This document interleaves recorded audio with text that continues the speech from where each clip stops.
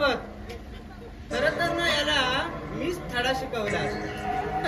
पण कसं आहे माहिती आनंद, तुझ्या घरात ना मामला आहे रे. कारण बहीण तुझी सर्जेराव, काय म्हणायचंय तुला? मला खूप काही बोलायचं आहे रे, पण ते बाहेर या घरात नाही.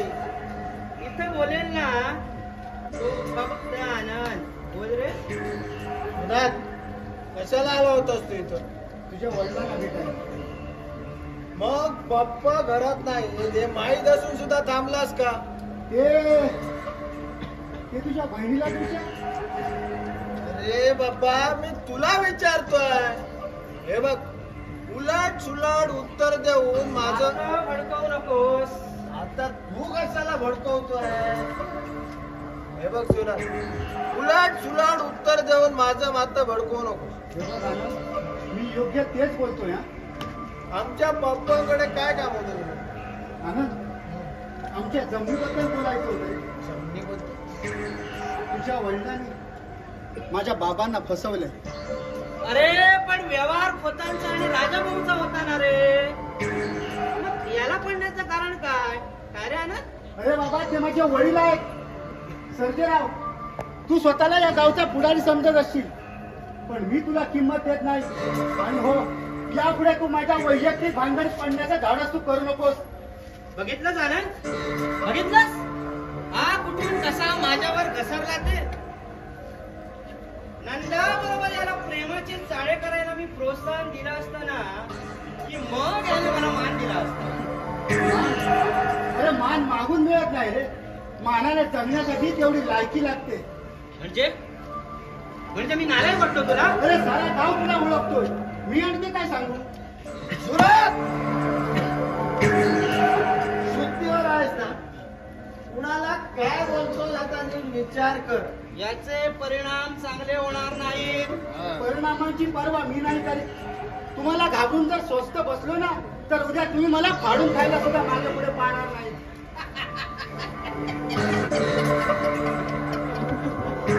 आपल्या पराक्रमांची चांगली कल्पना आहे तर याला आनंद. तर यापुढे काय करणार आहेस तू? ते तुम्हाला विचारणारा कोण? ते दिसेल तुला. व्यवहाराबद्दल पप्पांबरोबर तुझे वडील बोलतील, त्यामुळे तू इथं येण्याची काही गरज नाही. अरे आमच्या आणि यापुढे आमच्या नंदाबरोबरचा नाद सोडला नाही तर या तुझ्या दोन्ही तंगड्या तोडून तुला कायमच्या मुक्तीत आणि जन्मभर पावणा होऊन घराच्या 4 भिंती आड पूजात मरशील. एवढे तर विचार कर. आपला मार्ग बदल, नाहीतर नाविलाजाने मला तुझा मार्ग बदलावा लागेल. जा आता, पुन्हा इथं येऊ नकोस. आणि आलास तर काय करणार आहेस? आताच सांगितलं ना तू, म्हणे आमच्या पप्पांकडे काम होत. अरे नंदाला गोड भूलताने भुलवायला आला हे सांगायला लाज वाटते तुला? असा हाड वाटायला जाऊन माझ्या डोळ्यात धूळ फेकण्याचा तुझा विचार दिसतोय. पण या आनंदला फसवणं सोपं नाही. सुनाक जाऊ शकतोस तू. ठीक आहे, जातो मी. श्रीमंतीच्या धुंदीत आणि या स्वार्थी मित्राच्या प्रेमात आंधळा झालेस.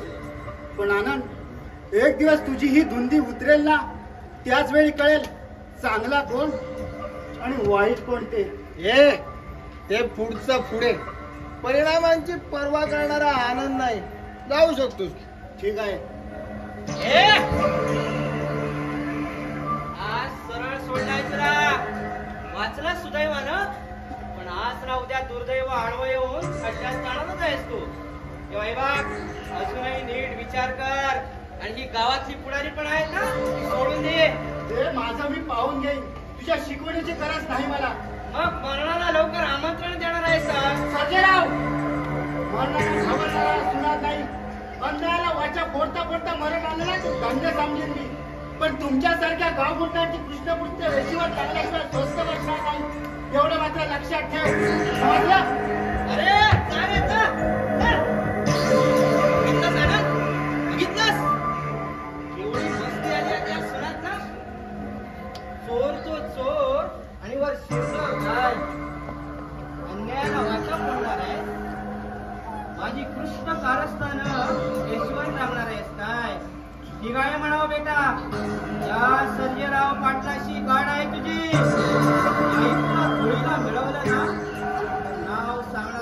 पाटलाच्या अवलादीचा.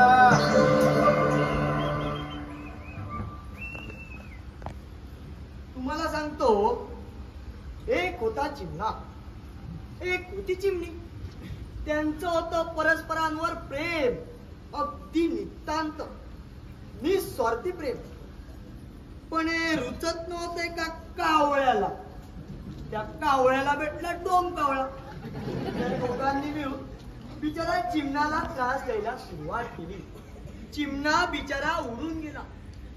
चिमणी बिचारी घरट्यातच रडत राहिली. आणि तो कावळा आणि डोम कावळा उन्मादाने नाचू लागले. हे अमर, काय चालवलं हा? काय चालवलं? काय नाही, मी फक्त माझ्या पायाने बाहेरून चालत आत आलो. रस्त्यात एक जुना कागद मिळाला पडलेला. त्याच्यावर लिहिलेली गोष्ट वाचित होतो. गोष्ट वाचित होतास की आमची चेष्टा करत होतास रे? तुमची चेष्टा करण्याचं मला कारणच काय? आता तुम्हाला तसं वाटत असेल त्याला मी काय करणार? हे अमर, जा जा वाडीवर जा. का काही त्रास होतोय माझ्याकडून? जा बोललो ना, चल जा. बघ आनंद कसा बोलतोय ऐक. चले सरजा, अमर, चमचेगिरी करू नको जा. करायला इथून आपल्याजवळ तुझी हुशारी चालणार नाही. ए या सर्जरा बरोबर बोलतोयस तू? माहित आहे मला. हे काय रे, तू काय स्वतःला देवाचा बाप समजतोस?